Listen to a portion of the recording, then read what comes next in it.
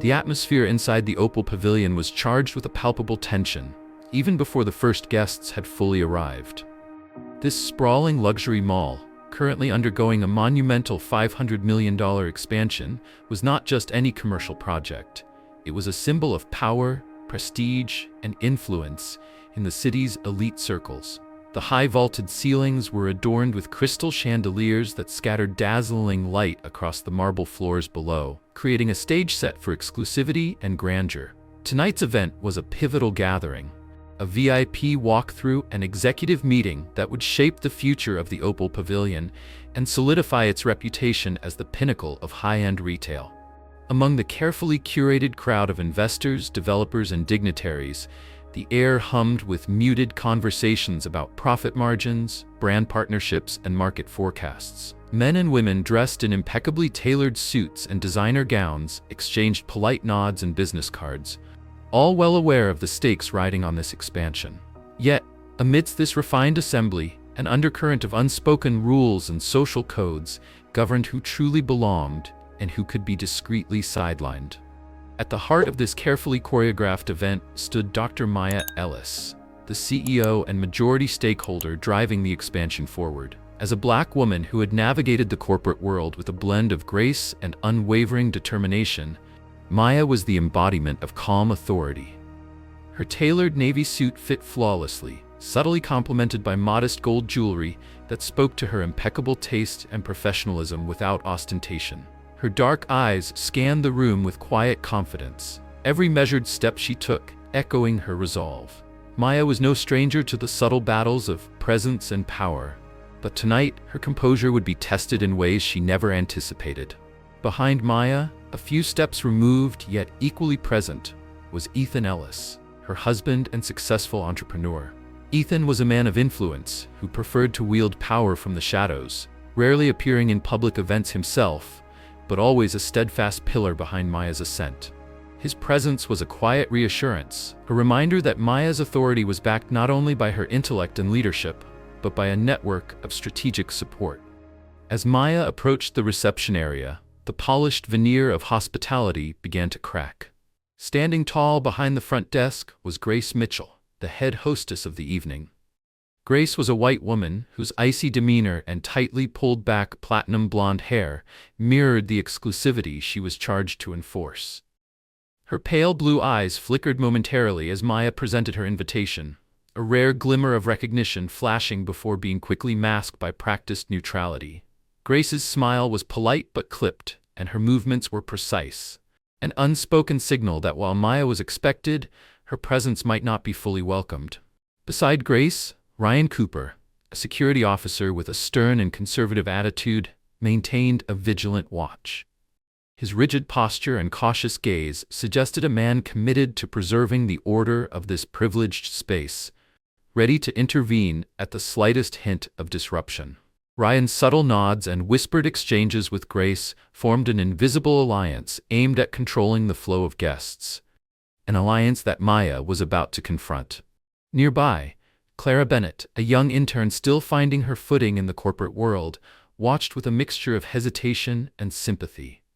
Clara's youthful face betrayed the conflict she felt. She recognized the unfairness directed at Maya, but was bound by the silent pressures of the elite environment.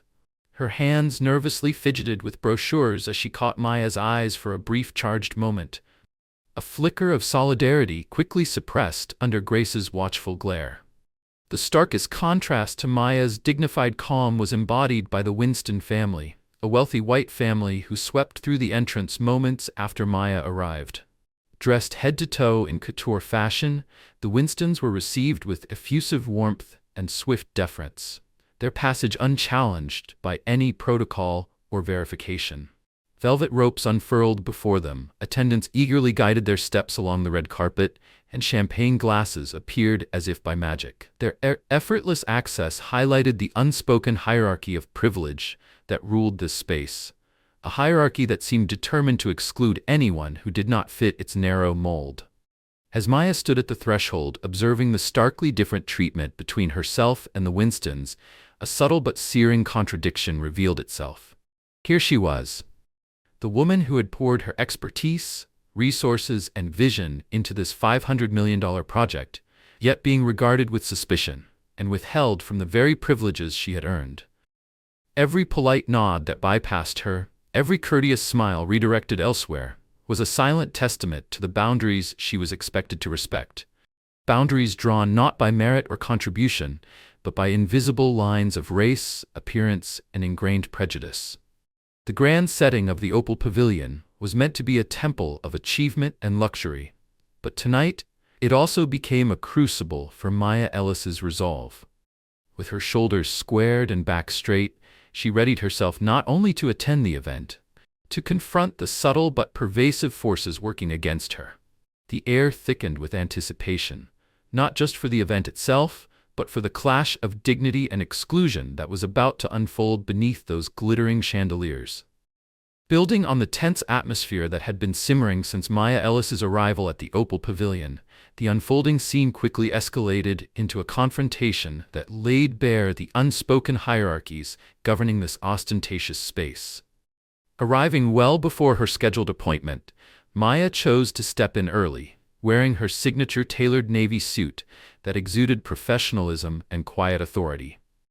Her intention was simple: to attend the event not as a guest to be questioned or scrutinized, but as a respected stakeholder and CEO who had invested heavily in the project's success. However, what awaited her at the reception desk would starkly contradict that expectation.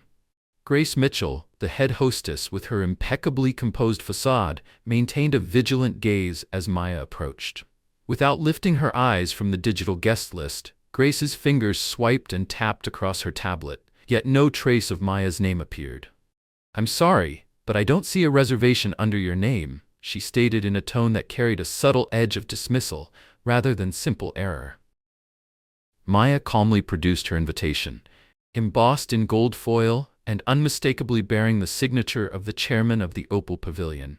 She added that her husband Ethan Ellis had personally arranged the reservation for Table 7. Despite the clarity of Maya's evidence, Grace's eyes narrowed, the momentary flicker of recognition swiftly replaced by practiced skepticism. Her refusal to acknowledge the validity of Maya's claim was the first explicit crack in the veneer of civility. Before Maya could respond further, Ryan Cooper emerged from nearby, his presence immediately commanding the space with a quiet firmness. His role as security was clear, not merely to protect the event, but to enforce an invisible social order. With a courteous yet firm gesture, he asked Maya to step aside, explaining, "We need to prioritize some VIP arrivals." The VIPs in question were none other than the Winston family, a well-known white family whose arrival was treated as an event unto itself. They entered unchallenged, their presence swiftly honored with red carpet escort, unfurled velvet ropes, and champagne flowing from seemingly invisible hands. Maya, undeterred and composed, asserted her rightful place. Her voice was steady as she requested to be seated at the table reserved in her name, emphasizing the official nature of her invitation and the personal guarantee of her husband's booking.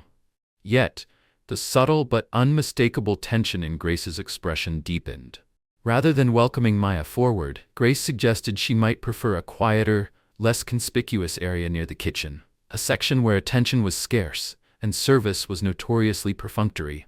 Ryan reinforced this suggestion with a nod, his stance unwavering, signaling that Maya's request for the VIP table was unwelcome and perhaps untenable. The insinuation was clear. Maya's place was not among the elite company assembled here, but relegated to the margins, a physical and symbolic distance from the heart of the event she had helped bring to life. Maya's refusal to accept this diminished treatment was unequivocal. She would not be relegated to an out-of-sight corner, nor tolerate being diminished in her own domain. Her calm defiance sent ripples through the crowd, and slowly, the murmurs began. Guests who had previously been engaged in polite conversation now turned their heads, their attention drawn to the unfolding dispute. The atmosphere shifted palpably, the polished marble and sparkling chandeliers witnessing a confrontation that disrupted the usual rhythms of exclusivity. Some among the wealthy attendees exchanged glances, their faces a mixture of discomfort and covert disapproval. A few lowered their eyes or subtly shifted their positions, signaling unease with the perceived challenge to the established order. Yet others openly cast sideway glances, their expressions tinged with disdain and barely concealed judgment. It was a silent chorus of exclusionary sentiment, the kind that Maya had encountered time and again, but never allowed to define her. Through it all, Maya maintained her composure, the very picture of professionalism and strength. Her voice did not waver as she reiterated her rightful claim, invoking the legitimacy of her reservation and the responsibility her role demanded. This was more than a seat at a table. It was recognition of her contributions, her leadership, and her stake in the future of the Opal Pavilion. The refusal to acknowledge that was not just a personal affront, but a glaring symbol of deeper prejudices embedded within the gleaming walls. Grace's smile tightened, no longer masking the cool calculation behind her actions, while Ryan's posture stiffened, ready to intervene if necessary. The divide was no longer subtle or veiled. It had become a clear line drawn between entitlement and exclusion, between power and marginalization. The crowd's attention solidified into a tension so thick it seemed to press down on the crystal glasses and polished floors, a collective breath held in anticipation of what would come next. Maya's quiet resolve was a challenge to this unspoken hierarchy. In standing her ground, she forced the room to confront an uncomfortable truth, that even within the temples of luxury and influence, the boundaries of acceptance were still policed with subtle cruelty. The unfolding scene was not just about one woman and a reserved table. It was a microcosm of systemic bias and the resilience required to confront it. As the eyes of the elite guests bore down on her, some filled with contempt and others with reluctant respect, Maya Ellis embodied the tension between exclusion and rightful belonging. The polished veneer of the evening had cracked, revealing raw undercurrents of social discord. What began as a polite gathering was now a silent reckoning, one that would test the very fabric of power and privilege within the Opal Pavilion. The charged atmosphere in the Opal Pavilion grew heavier as Maya Ellis stood firm amidst the quiet storm that had gathered around her. Every subtle gesture and glance from the crowd seemed to amplify the gravity of the moment, turning the once elegant event into a crucible where power, dignity, and prejudice collided. The polished marble underfoot reflected not just the shimmering chandeliers above, but the steely resolve in Maya's eyes. With her back straight and voice calm yet piercing, Maya spoke clearly and unwaveringly, asserting her rightful place at table 7. "This is not a request," she declared, her tone carrying the weight of someone accustomed to leadership and command. "This is my seat. The reservation was made by my husband, Ethan Ellis, a fact you have repeatedly ignored. I am here as a CEO and majority stakeholder of this very project. To suggest otherwise is both disrespectful and unjust." Her words hung in the air, slicing through the murmurs and drawing an involuntary hush. The room shifted, the collective breath held in suspense as everyone awaited a response. Grace Mitchell, still clutching her tablet, attempted to regain control of the narrative, though her voice betrayed the discomfort beneath her practiced composure. "Dr. Ellis, please understand, we have procedures in place to ensure the comfort and security of all our guests. The seating arrangements sometimes require adjustments based on last-minute VIP requests." Yet her explanation felt hollow, laced with an undercurrent of bias that was impossible to ignore. The way her eyes flickered away when meeting Maya's gaze, the subtle tightening of her smile, it was clear this was less about protocol and more about an unspoken exclusion. Grace's words, meant to placate, instead exposed the very prejudice Maya had quietly battled against. The suggestion that Maya's rightful seat could be overridden for the convenience of others reeked of entitlement cloaked in polished language. Before Maya could respond, Ryan Cooper stepped forward, his tall frame and authoritative presence a physical embodiment of the gatekeeping that defined the space. Without raising his voice, he issued a thinly veiled warning as he discreetly radioed for backup. Within moments, 2 additional security personnel arrived, their posture rigid, eyes scanning the surroundings with calculated vigilance. Their presence was unmistakable, an implicit message that Maya's defiance might soon come at a cost. Ryan's tone was steady but firm as he addressed Maya directly. "Dr. Ellis, for the sake of maintaining order and ensuring the event proceeds smoothly, We ask that you cooperate and accept the alternative seating we've offered. Continued resistance may compel us to escort you from the premises." The weight of that statement was profound. In a room filled with esteemed guests and potential allies, the prospect of being physically removed for asserting one's rightful place was a sharp reminder of the precarious balance between privilege and power. Yet, Maya did not flinch. The implied threat only steeled her resolve, her composure unshaken by the looming security presence. All eyes converged on her, the tension peaking as the room collectively held its breath, waiting for her reaction. Would she acquiesce to the subtle but unmistakable pressure, or would she stand resolute against the tide of exclusion? In response, Maya's gaze swept over the crowd, not with anger or desperation, but with a measured strength that commanded respect. "I will not be relegated to the margins in the project I helped build," she stated firmly. "To deny me this seat is to deny the very contributions I have made and the dignity I am owed. This is not merely about a table. It is about acknowledging equity and respect in a space that should reflect both." Her words reverberated through the grand hall, silencing the whisperings and forcing even the most indifferent to confront the injustice unfolding before them. The crowd's shifting expressions reflected a mixture of admiration, discomfort, and quiet introspection. Some guests averted their eyes, unwilling to engage with the confrontation, while others exchanged glances signaling a recognition of the inequity Maya faced. Grace's attempt to maintain authority faltered as the room's focus centered on Maya's unwavering poise. Ryan's bodyguards, standing stoically nearby, seemed suddenly less like enforcers and more like symbols of an outdated system being quietly challenged. The invisible walls that had long segregated spaces within the Opal Pavilion appeared momentarily fragile, tested by one woman's insistence on being seen and respected. The escalating tension reached its apex, not in raised voices or physical altercations, but in the sheer weight of collective scrutiny. Maya's silent strength spoke louder than any argument, drawing a line in the marble floor that no amount of protocol or privilege could easily erase. The moment crystallized into a defining point where justice, dignity, and courage stood in stark relief against exclusion and bias. As the room waited for the next move, the message was unmistakable. Maya Ellis was not simply a guest demanding a seat. She was a force reshaping the very standards of respect and inclusion within the gilded walls of the Opal Pavilion. As the echoes of the tense confrontation at the Opal Pavilion still lingered in the air, Ethan Ellis wasted no time. That very evening, he convened an emergency meeting, summoning the board of directors and senior management to the sleek, glass-walled conference room atop the tower. The room was suffused with an undercurrent of unease. The usually confident executives now wore expressions tinged with apprehension, sensing the gravity of what was to come. Ethan began the meeting with a calm yet authoritative tone, projecting an image of control amidst the unfolding storm. He laid out a meticulously compiled dossier, digital records, time-stamped reservation logs, and internal communications that irrefutably confirmed Maya's VIP booking for Table 7 at the event.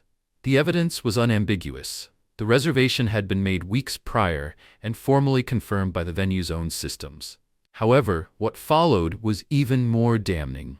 Ethan revealed a comprehensive history of unauthorized modifications to the guest list, carried out under the supervision of Grace Mitchell and other members of the front-of-house staff. Detailed spreadsheets highlighted a disturbing pattern. On numerous occasions, guests of color had been inexplicably moved from their assigned tables or entirely removed from the roster, with those seats reassigned to late-arriving white guests who had personal ties to influential families. These systematic adjustments painted a clear picture of institutional bias disguised as operational necessity. The board members exchanged uneasy glances as Ethan methodically walked them through the data, each statistic eroding the facade of professionalism the management had so carefully constructed.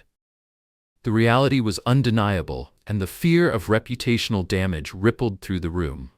The implications went beyond a single event. They exposed a culture of exclusion deeply embedded within the organization. Grace, who had arrived expecting to defend her actions, found herself shrinking under the weight of evidence.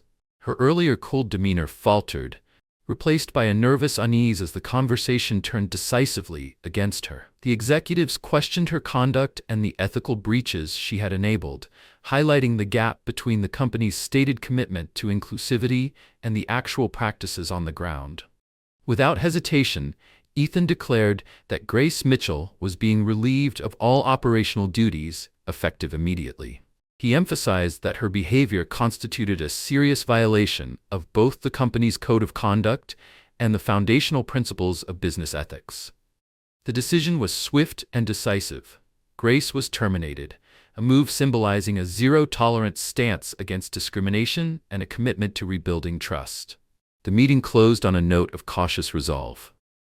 Plans were set in motion to overhaul the venue's guest management system, introducing transparent, cloud-based booking software monitored by an independent diversity committee. Training programs focused on unconscious bias and cultural competence were mandated for all staff members to prevent any recurrence of such incidents. As the directors filed out of the room, the weight of the night's revelations lingered, marking a turning point for the Opal Pavilion. The swift and uncompromising actions taken by Ethan signaled a new era, one where accountability would no longer be optional and the principles of respect and equity would guide every decision. In the quiet aftermath, Ethan sat alone for a moment, reflecting on the battle fought and the path ahead. The struggle was far from over, but tonight had demonstrated that the power to confront and correct injustice rested firmly in the hands of those willing to act decisively. The night had transformed from a scene of exclusion to the birthplace of change. Following the decisive actions taken that evening, the story quickly caught fire in the media, sparking widespread coverage that reverberated far beyond the polished walls of the Opal Pavilion. Journalists and social commentators eagerly dissected the events, framing them as a glaring example of systemic bias still pervasive in the luxury service industry. Headlines called for urgent reforms, casting a spotlight on the deeply entrenched inequalities masked by glittering facades of exclusivity and refinement. The public outcry was swift and resonant, fueling debates about accountability and equity within high-end hospitality and corporate culture alike. In response to the escalating scrutiny, the management at the Opal Pavilion moved swiftly to restore confidence and implement meaningful change. One of the first and most visible reforms was the overhaul of their reservation system. The venue adopted a state-of-the-art, transparent booking platform that integrated cloud-based technology, ensuring that all guest lists and table assignments were logged in real time and accessible to third-party auditors. This independent oversight was critical in demonstrating the establishment's commitment to fairness and dismantling any opportunity for covert discrimination. The system's transparency offered a tangible safeguard against future manipulation, making each reservation traceable and immutable, effectively closing the door on favoritism cloaked as tradition. Meanwhile, the cultural shift within the organization extended to the staff whose experiences had long been overlooked. Those who had endured bias or were marginalized within the venue's operations found themselves elevated into positions of influence and authority. Their voices, once silenced or disregarded, were now central to reshaping the institution's values and practices. This empowerment was more than symbolic.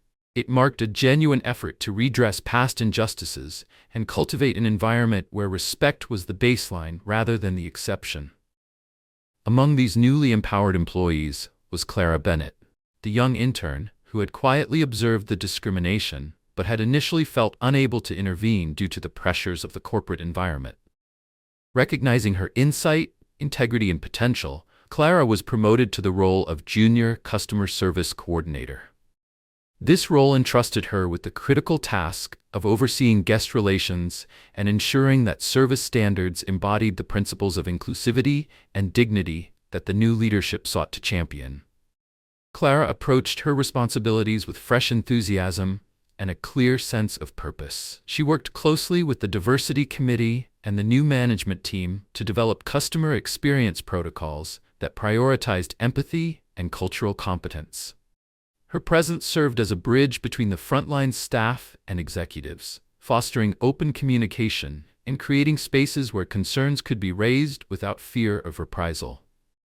Clara's efforts led to the introduction of regular staff workshops focused on bias awareness, customer engagement strategies, and equitable treatment, reinforcing the organization's commitment to continuous learning and accountability. The reforms also extended to the physical layout and ambiance of the Opal Pavilion. The space was subtly redesigned to eliminate hidden corners or segregated areas that previously relegated certain guests to less visible or less desirable seating. Lighting and decor were adjusted to cultivate an atmosphere of genuine welcome, reflecting not just luxury, but inclusivity. As the weeks passed, the transformation of the Opal Pavilion became a case study for the industry, inspiring other high-end venues to scrutinize and reform their own policies and practices. The ripple effect of this change reached into broader conversations about diversity, equity, and inclusion in sectors where appearance and status had long overshadowed substance and fairness. For Maya Ellis and Ethan Ellis, the journey was far from over, but the visible progress within their flagship project was a testament to the power of accountability and the courage to confront uncomfortable truths. The echoes of resistance gave way to the harmonious hum of collaboration and respect, a new standard being forged in the heart of luxury hospitality. The story of the Opal Pavilion was no longer just about a space of opulence, but had evolved into a symbol of transformation. At its center stood Clara Bennett, among others, as a beacon of hope and change, reminding all that true luxury is found not in exclusivity, but in the equitable treatment of every guest and every person who makes that experience possible. Building upon the transformative changes that swept through the Opal Pavilion, Maya Ellis returned to the grand event with a demeanor that radiated calm confidence and unshakable grace. Her presence was no longer a point of contention, but a symbol of triumph, of a hard-fought victory, not just for herself, but for the principles of fairness and equality she embodied. Seated at the VIP table that had once been denied to her, Maya's quiet assurance spoke volumes, an unspoken testament to how courage and resilience could rewrite the narrative of exclusion into one of inclusion. The room, once tinged with hesitation and whispered judgments, now acknowledged her with respectful nods and sincere greetings, recognizing that the landscape of power and privilege had shifted irrevocably. The Opal Pavilion itself blossomed into more than just a luxurious venue. It became a beacon of transparency and diversity within the elite service industry. The reforms implemented under Maya and Ethan Ellis's leadership were lauded as groundbreaking, setting a new standard for how exclusivity could harmonize with equity. Industry leaders, corporate executives, and service professionals looked toward the Opal Pavilion as a pioneering example of institutional accountability and cultural transformation. Its commitment to open, monitored reservation systems and inclusive hiring practices not only restored its reputation but elevated it to a model of ethical excellence. Maya's journey and steadfast leadership resonated beyond the walls of the pavilion. Invitations poured in for her to participate in conferences, seminars, and panel discussions dedicated to equality and anti-discrimination. Her insights, born from personal experience and professional tenacity, inspired audiences and encouraged dialogue about dismantling systemic barriers in corporate and social spaces alike. She spoke not just as a CEO, but as a change-maker, emphasizing the importance of recognizing subtle biases and creating environments where every individual could thrive without fear of marginalization. Meanwhile, Ethan Ellis expanded his influence across their business ventures with a renewed commitment to cultivating ethical corporate cultures. He championed initiatives that prioritized transparency, fairness, and employee empowerment, ensuring that the lessons learned at the Opal Pavilion became foundational across their portfolio. This broad approach reflected a holistic vision of leadership, one that acknowledged success is measured not merely in profit, but in the integrity and inclusiveness of the organization. The story of Maya Ellis and the Opal Pavilion culminates in a powerful reminder that the courage to stand up for one's rights can ignite profound change. It transcends personal victories to become a beacon for entire communities, reshaping societal norms and expectations. Maya's resolve teaches us that confronting injustice requires strength, composure, and unwavering belief in one's dignity, qualities that, when embodied, have the power to transform industries and inspire generations. As we close this chapter, let Maya's story be a call to action. To recognize inequality where it hides, to speak out against exclusion, and to foster spaces where fairness is not optional but foundational. Remember, standing bravely for your rights not only changes your own life, but lays the groundwork for a more just and inclusive future for all. If this story moved you, inspired you, or made you reflect on your own experiences, share your thoughts below. Join the conversation and be part of the change. Together, we can rewrite the rules and build a world where everyone has a seat at the table.